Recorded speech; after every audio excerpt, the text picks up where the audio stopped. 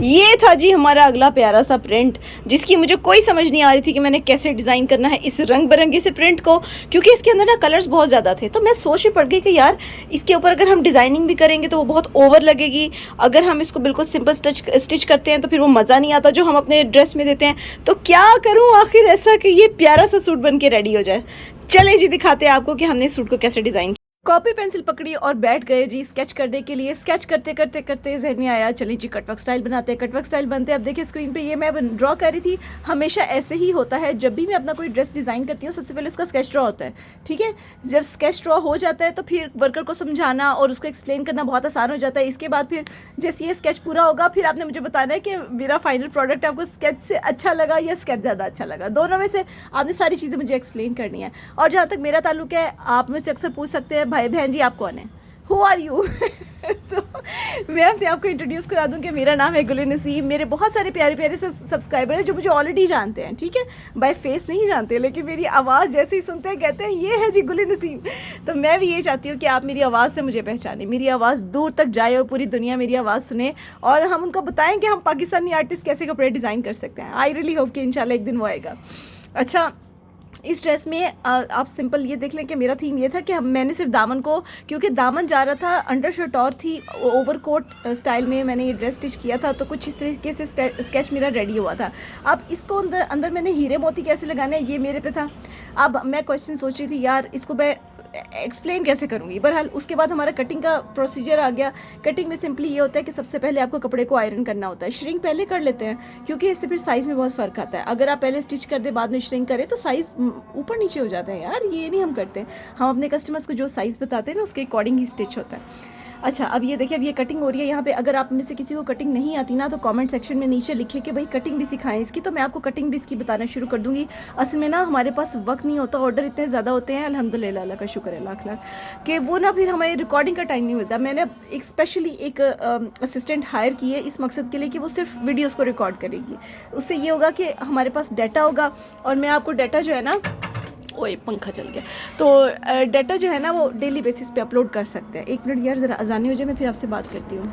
तो मैं आपको कटिंग का बता रही थी। हमारे जितना भी हमारा काम है, हमारी वर्क प्लेस है, उसमें सेक्शंस बने हुए हैं। हर जगह का अलग सेक्शन होता है। कटिंग अलग होती है, ये जहाँ पे भी आयरनिंग होती है ये बिल्कुल अलग सेक्शन है, और फिर स्टिचिंग यूनिट अलग है। तो यानी हर जो सेगमेंट होता है ना उसके अलग अलग वर्कर्स होते हैं और वो अपना अपना काम करते हैं। अब जैसे ये वर्कर है ना चिप्स बुकरम का, आई एम सो सॉरी मैं शॉर्ट लेना भूल गई हूँ। सबसे पहले ना आपने चिप्स बुकरम को शेप में काट लेना है। जैसे ये कटवर्क शेप है, आपने उसके बाद उसको आयरन से फिक्स करना है। ये तो ऑलमोस्ट जितने भी स्टिचिंग करते हैं लोग उनको ये बातें पता होती हैं। तो ये चिप्स बुकरम अगर आप लोग पहली दफ़ा स्टिचिंग कर रहे हैं तो आई सो सॉरी मैं स्केच नहीं ड्रॉ कर सकी। जैसे मैं ड्रॉ कर रही थी ना स्केच पेज के ऊपर, आपने वैसे चिप्स बुकरम के ऊपर ऐसे लाइंस लगा के अच्छे अच्छे तरीके से उसको कट कर लेना है कैंची के साथ, ठीक है। तो उसके बाद आपको एक ऐसा पैटर्न मिल जाएगा, उस पैटर्न को आपने कपड़े के ऊपर चिपका देना है। उसकी जो एडहेसिव साइड होती है ना, एक होती है नॉन एडहेसिव साइड, एक होती है एडहेसिव साइड। अब उसको उर्दू में क्या कहते हैं, एक होती है चिपकने वाली साइड, एक होती है जो नहीं चिपकती।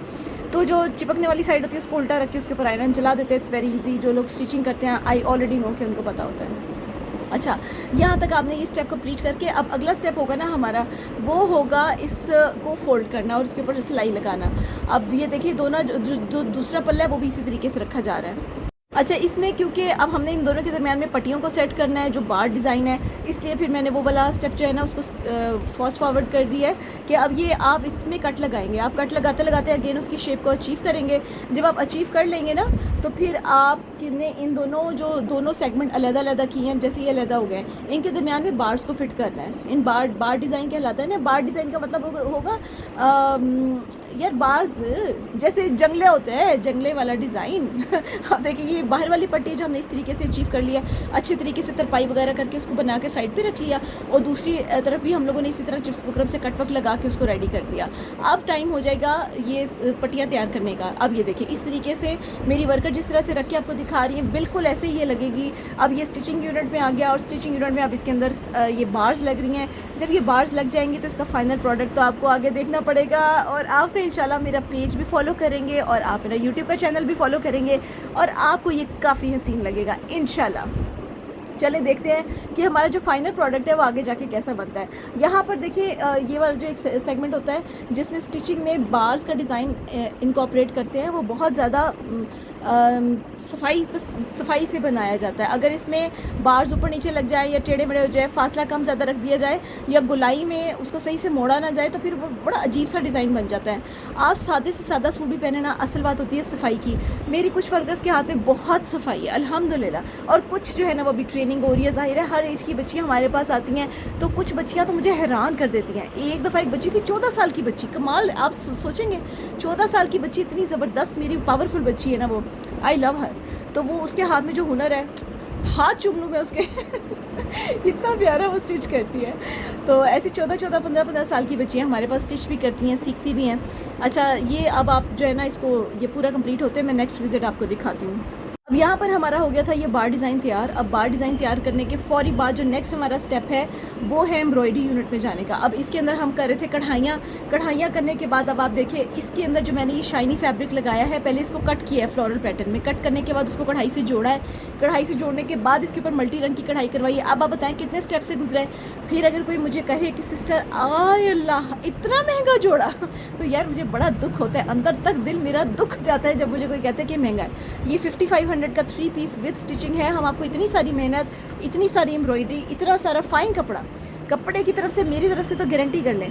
अच्छा, कारोबार करने का ना देखें, पहले मैं यही सोचती थी कि जो कारोबार होता है ना उसके लिए बड़ा आपको सेटअप चाहिए, ये जी बड़े बड़े आपको महलात चाहिए और उसके अंदर लहलहाती हुई जुल्फ़ों वाली मॉडल्स होनी चाहिए, तो फिर आपका जो है ना शूट अच्छा और सक्सेसफुल होता है। इसकी ज़रूरत नहीं होती यार। अगर आप एक बेसिक लेवल से आपने कुछ लोगों को हायर किया, वो हुनरमंद है, अगेन सुने मेरी बात, वो हुनरमंद है, तो वो आपके साथ मिलके डिज़ाइनिंग मैंने कर दी, वो अल्लाह ताला ने जितनी एबिलिटी दी है, जो सोचती है उसके मुताबिक हमने डिज़ाइन कर दी।